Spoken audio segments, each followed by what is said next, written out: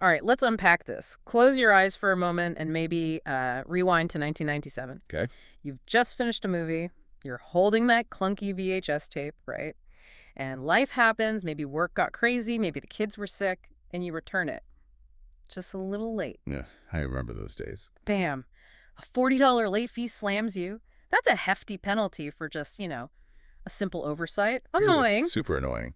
$40 was a lot then, too. For most of us, it's just a frustrating blip, right? A minor inconvenience. But for one particular individual, that everyday annoyance didn't just spark an idea, it ignited a revolution. Yeah, it completely rewired how the entire world consumes stories, ushering in an era of on-demand entertainment that was, well, pretty much unimaginable at the time. Exactly. What's truly remarkable here is how that moment of personal frustration for Reed Hastings, a seemingly regular person dealing with a common irritation, became the unlikely origin point for something so transformative. It really is astonishing. I mean, within 2 decades, that very same man didn't just build a successful company. He orchestrated the rise of a $241 billion empire. 241 billion. And it didn't merely compete with traditional TV and movie rentals. It fundamentally dismantled them. Yeah. It brought an entire entrenched industry basically to its knees and reshaped global media consumption.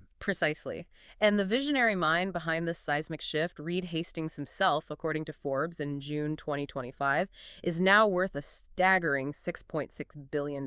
Wow. But here's the kicker, the part that truly sets him apart.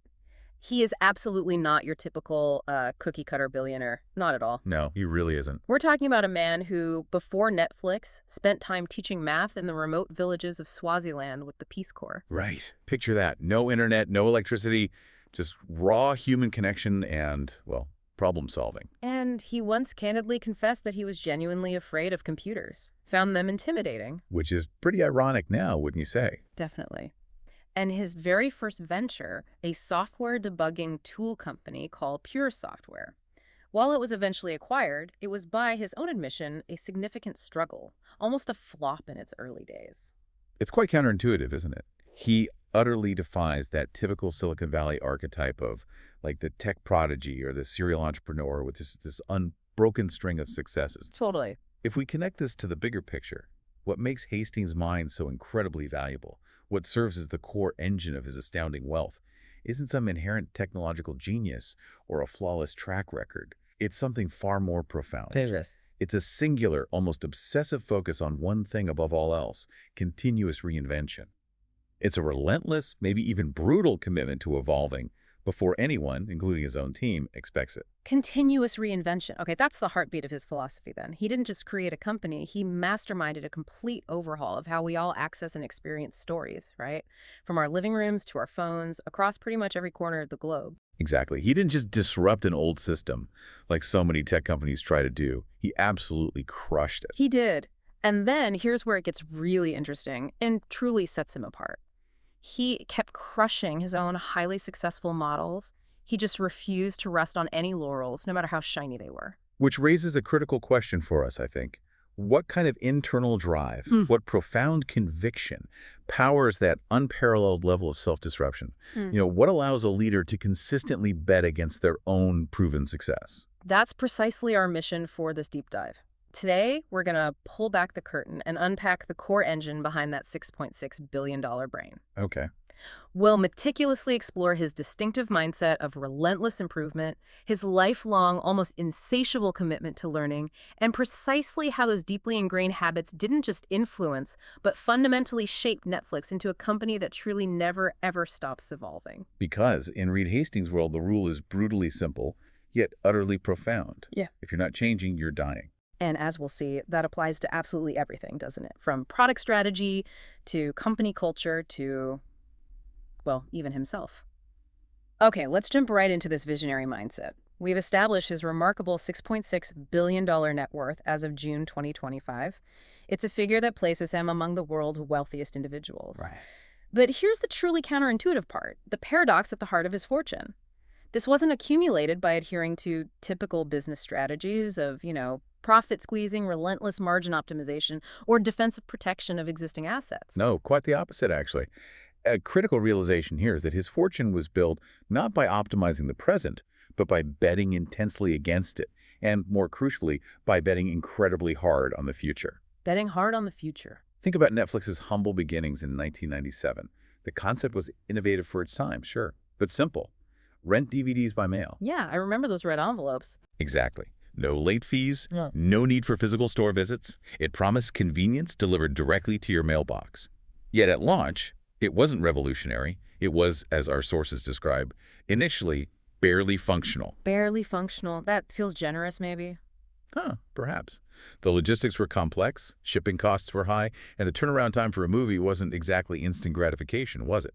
Not at all. But that phrase, barely functional, it precisely underscores the point, doesn't it? While most businesses, most CEOs would instinctively focus on optimizing their current, perhaps barely functional model. Trying to squeeze every last bit of efficiency and profit out of it. Exactly. Hastings was already building for a future that quite literally didn't exist yet. He wasn't just incrementally improving a DVD service, he was laying the groundwork for how people would behave tomorrow, not merely reacting to how they were behaving today. He saw beyond the current technological constraints, right? Yeah. He saw into the human desire for ultimate convenience. Which is huge. And that forward-looking conviction, that unwavering belief in a future state of consumer behavior, was put to the ultimate test very early on. We're talking about a pivotal moment around the year 2000, not long after Netflix launched. Okay. Blockbuster, the undisputed reigning monarch of video rentals at the time, right? Thousands of physical stores, billions in revenue driven heavily by those very late fees Hastings hated. The enemy. They actually offered to buy No Netflix. Yep. The offer was for $50 million. A life-changing amount of money for most entrepreneurs, The ultimate exit. $50 million. Wow. And yet Yet Hastings refused. he refused. It's almost unbelievable, isn't it? Yeah. Why would anyone turn down $50 million for a company that at that point was still basically a niche DVD by mail service going up against a giant like Blockbuster? Conventional wisdom would have been take the money and run, right? Absolutely. But it all comes back to that core principle we mentioned. He wasn't building for the world as it was, a world dominated by physical media and brick and mortar stores. He was building for how people would behave tomorrow. Precisely. Yeah. A future where instant access, boundless choice, and personalization would define entertainment. He foresaw a world where physically going to a store for a movie would seem, well, archaic, even if the tech to enable that future was still pretty rudimentary. That extraordinary foresight became even more vividly apparent just 7 years later, right? In 2007. Yeah, 2007. At that time, the world was still deeply, deeply in love with DVDs. They were everywhere, familiar, the dominant format. Oh, yeah. My collection was embarrassingly large. Mine too. And internet speeds, particularly for most households, were often, well, let's be honest, pretty bad. Dial-up nightmares. Right. And streaming, frankly, was clunky. It was prone to buffering, it was glitchy, and it was far from being a mainstream, enjoyable experience. Definitely not primetime ready. Yet Hastings did something incredibly daring.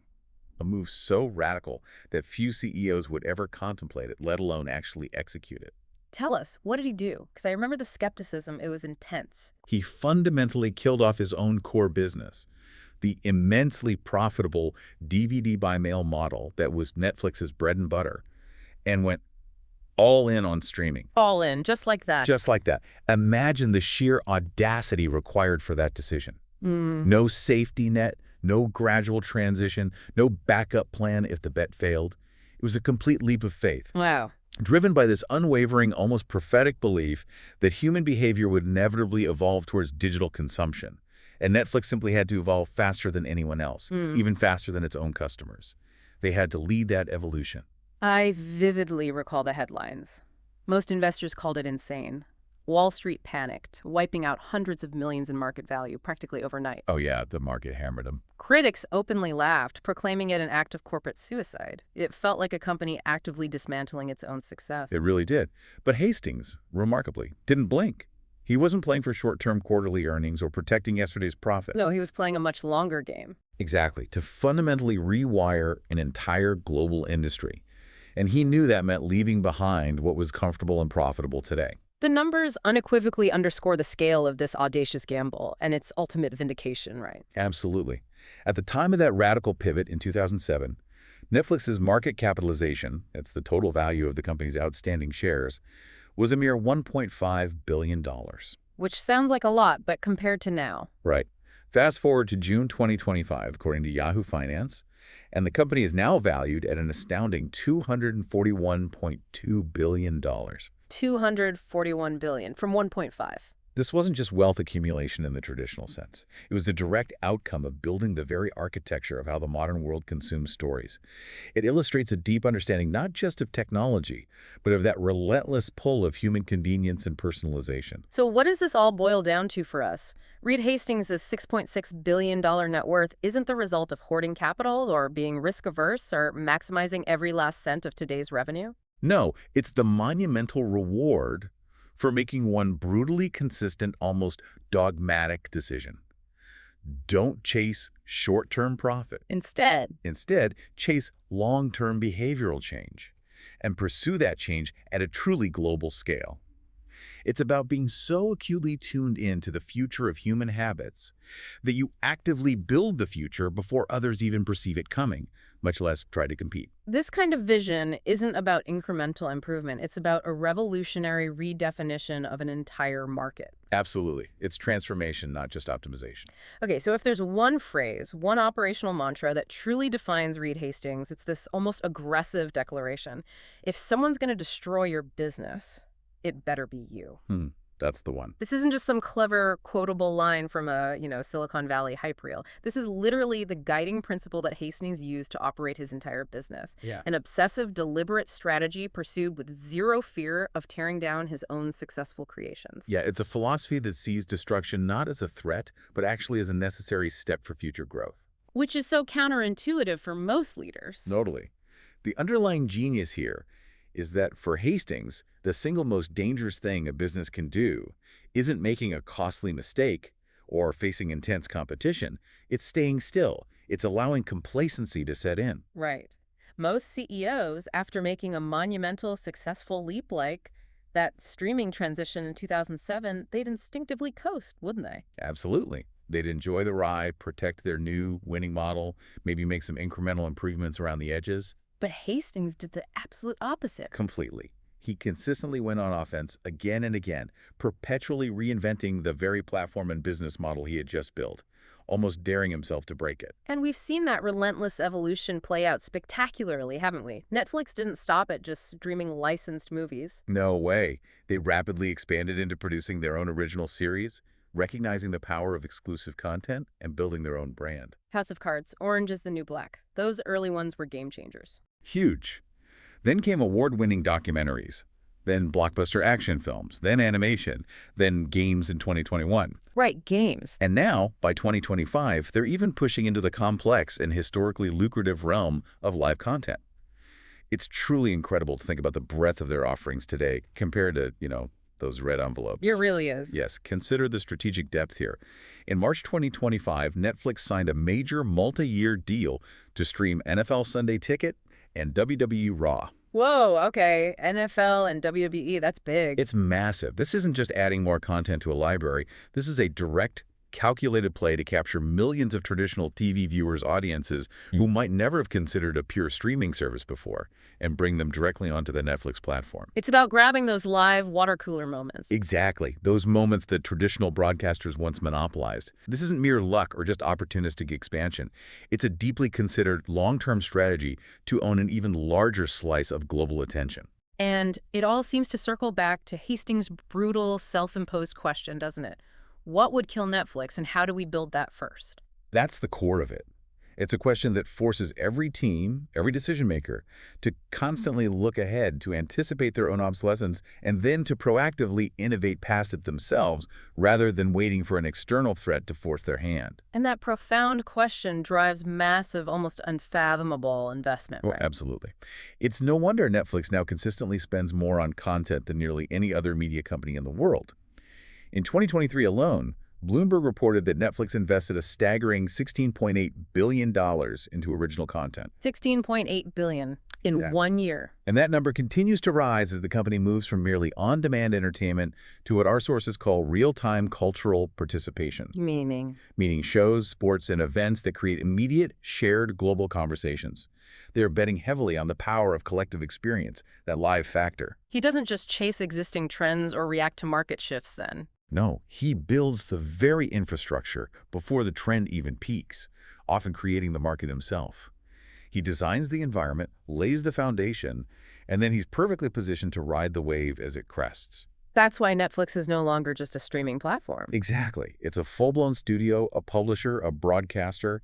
It's a direct competitor to YouTube for short-form video, to Disney for family entertainment, to Amazon for broad content libraries, and to traditional sports networks, all wrapped into one ceaselessly evolving entity. So if we connect this to the bigger picture, Reed Hastings isn't a CEO who simply optimized a business or improved an existing product. No, he's the rare kind of leader who possesses the courage to fundamentally burn his own blueprint again and again, solely to build the next one, even if the current one is wildly successful. Wow. He intrinsically understands that stasis, any period of sustained complacency, is the ultimate enemy of long-term success in a rapidly changing world.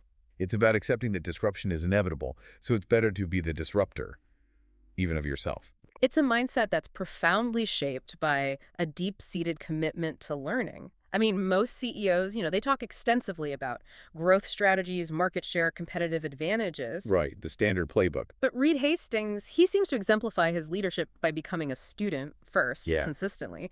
He's famously been quoted stating, "A good CEO should be the chief learning officer." And he didn't mean it as just like a metaphorical title. He meant it literally, Yeah. as a core daily function of the role. What's fascinating here is how far back this core obsession with learning goes, isn't it? It really is.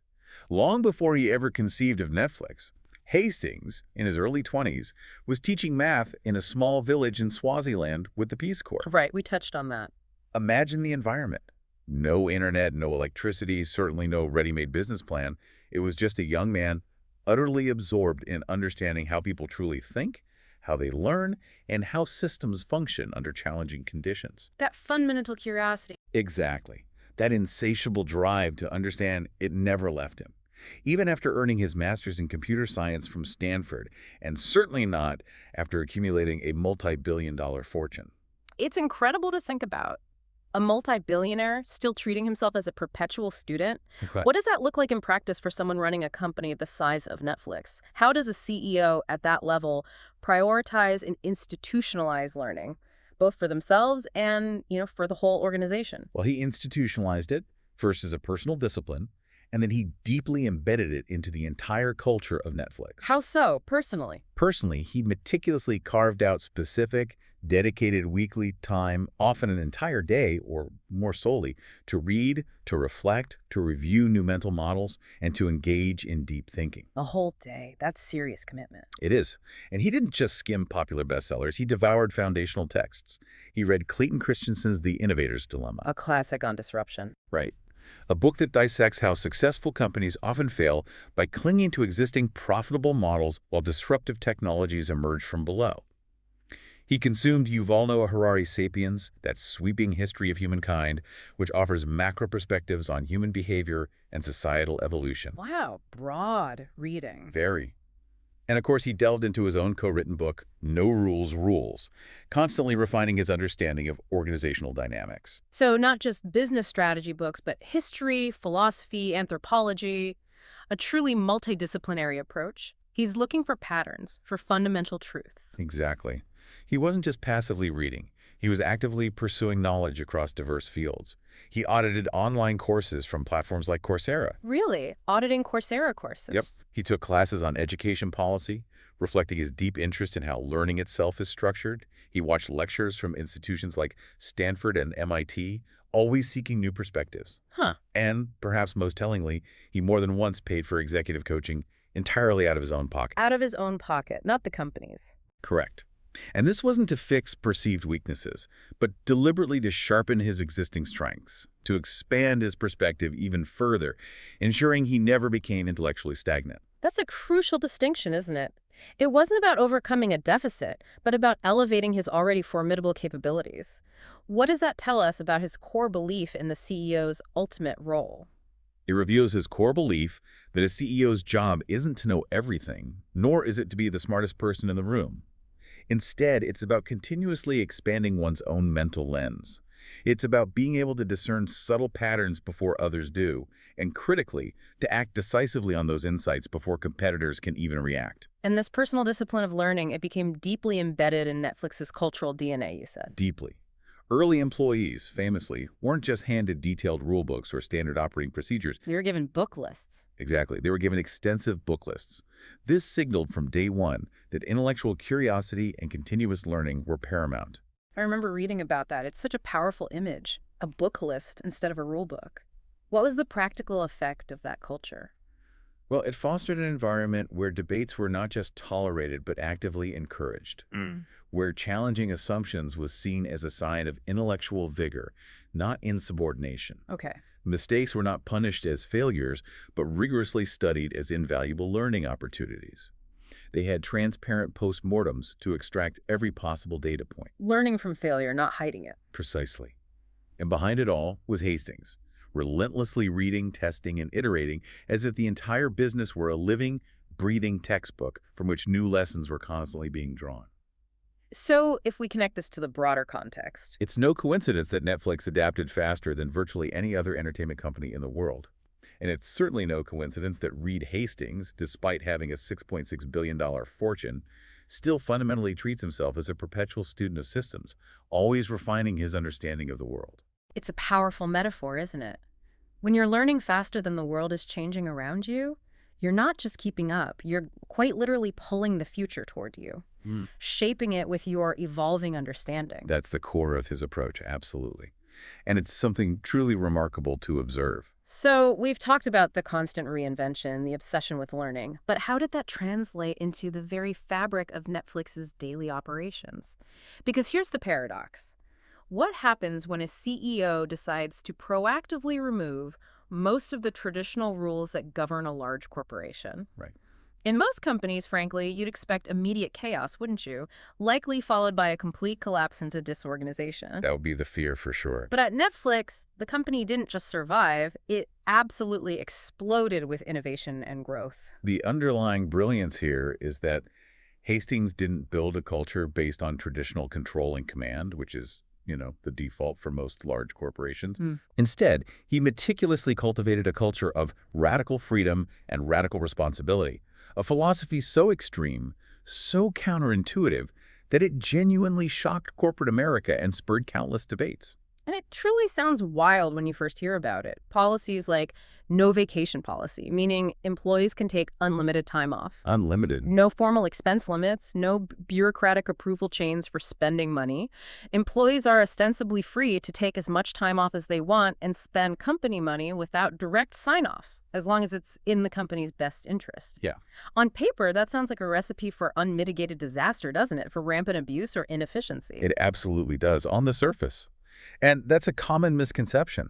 But it's not chaotic. It's a deeply calculated form of trust, built on a foundation of rigorous hiring and intense performance expectations. Calculated trust. Okay. Hastings profoundly believed that the traditional corporate model, with its suffocating layers of permission, micromanagement, endless bureaucracy, and rote performance reviews, he believed it actually crushed creativity. Yeah. It stifled genuine innovation and drove away top talent. So he flipped it. He completely flipped that model on its head, betting on human judgment and integrity over rigid process. He famously articulated this belief, saying, "We hire adults, we pay them top of market, then we get out of their way."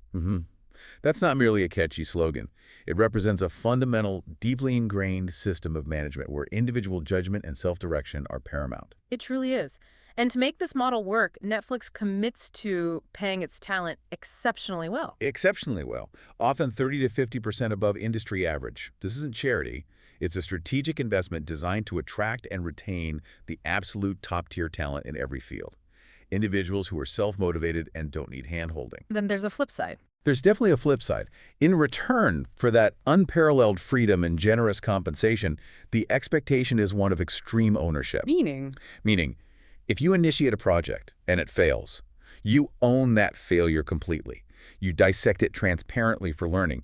If you succeed, you share the credit and the insights. Okay. And, perhaps most famously, if you stagnate, if your performance isn't consistently outstanding or your skills aren't growing at the pace of the company, then you are expected to leave. or you will be asked to leave. The keeper test. Exactly. The keeper test. Yeah. Would your manager fight hard to keep you if you decided to leave for another company? And that last part, if you stagnate, leave, sounds incredibly harsh, even cold to many outside observers, doesn't it? It certainly creates a very high-pressure environment. It is direct, and yes, it is inherently a high-pressure environment, deliberately so.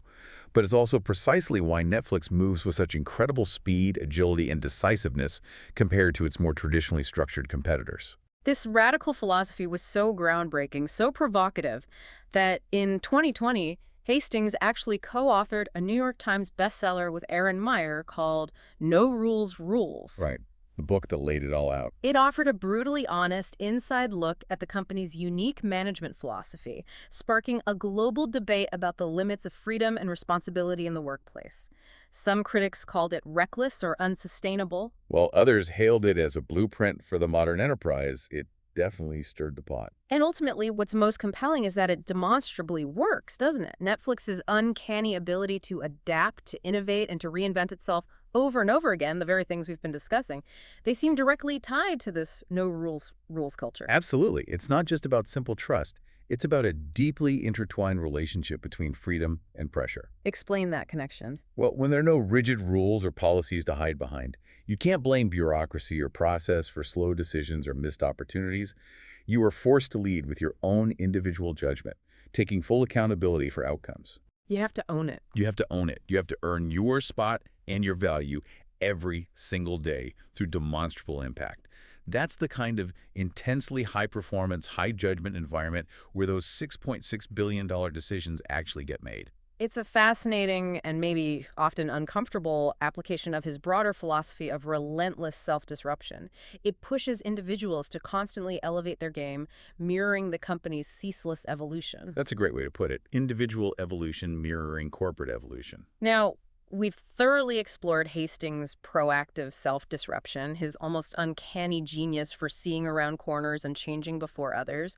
But what happens when even the most forward-thinking, self-disrupting company faces an unexpected, gut-wrenching blow, an existential crisis that comes seemingly out of nowhere? Right, the real test. In April 2022, Netflix faced what many described as its worst nightmare. For the first time in over a decade, the company reported losing subscribers. More than 200,000 users vanished in a single quarter. Oof, that had to hurt. Wall Street, predictable in its volatility, absolutely flipped out. Flipped out is putting it mildly. The stock crashed a shocking 35% overnight, wiping out billions in market value in mere hours. The media headlines were brutal, questioning Netflix's very survival. Yeah. Is this the end of Netflix? Streaming king loses its crown? Stuff like that. Industry analysts and critics were piling on, claiming Hastings and his team had finally run out of answers, that their golden age was over. The narrative was overwhelmingly negative. It was a true, public, undeniable crisis. But here's the remarkable truth that emerged from that period. Hastings did have an answer. Okay. And it wasn't defensive, it wasn't reactive in the traditional sense. It was disruptive, utterly in character. How so? Instead of blaming the broader economic downturn or the intensified competition or even the rampant password sharing that everyone knew was happening, he leaned straight into the pain, confronting the challenges head-on with a characteristic boldness. And the response was swift and decisive, wasn't it? Very swift. Within weeks, Netflix announced 2 major strategic moves that fundamentally broke their own long-standing, almost sacred rules. The rule-breaking rules guy broke his own rules again. Exactly. First, they unveiled plans for a lower price plan that would include advertising. Ads.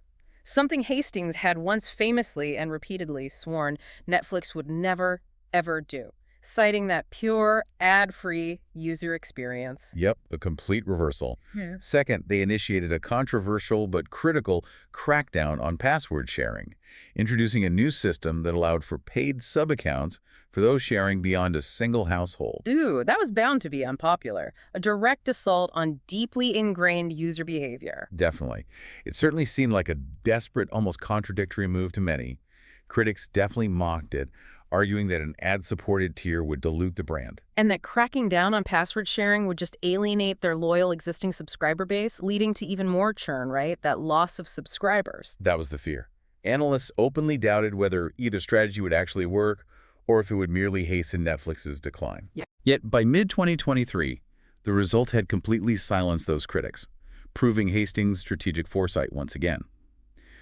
The ad-supported tier successfully brought in millions of new users who had previously been priced out or hesitant to subscribe, clearly demonstrating a significant market for a lower-cost option. Interesting. So the ads worked. They did. And the password sharing changes, while initially met with some grumbling, actually increased global revenue and subscriber numbers.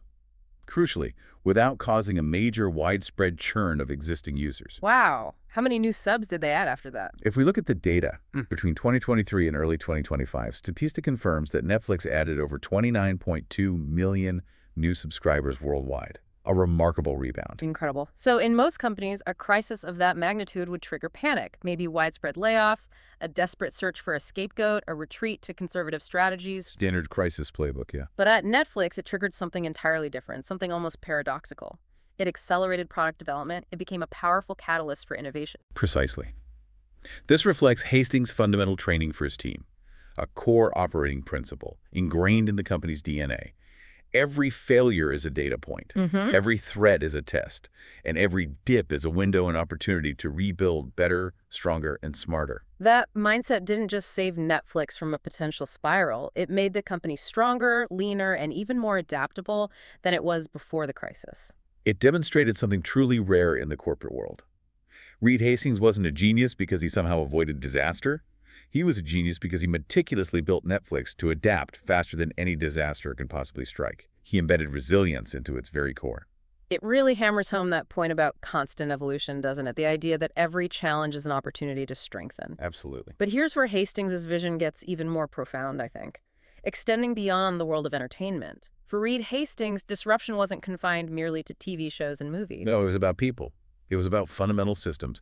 It was about how society itself thinks, learns, and ultimately how it evolves. What's deeply compelling here is his quiet, unwavering dedication to education reform.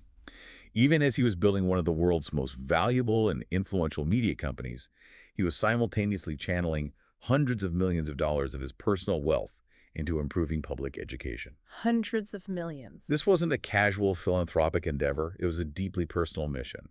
Between 2020 and 2024 alone, Hastings personally donated over $100 million specifically to improve U.S. public education, underscoring the scale of his commitment. That's a staggering personal commitment. What specific initiatives or areas within education did he focus on supporting with such significant resources? Well, he co-founded the New Schools Venture Fund, a prominent nonprofit organization that specifically backs innovative schools, supports edtech startups, and champions bold experiments and new learning models. Okay.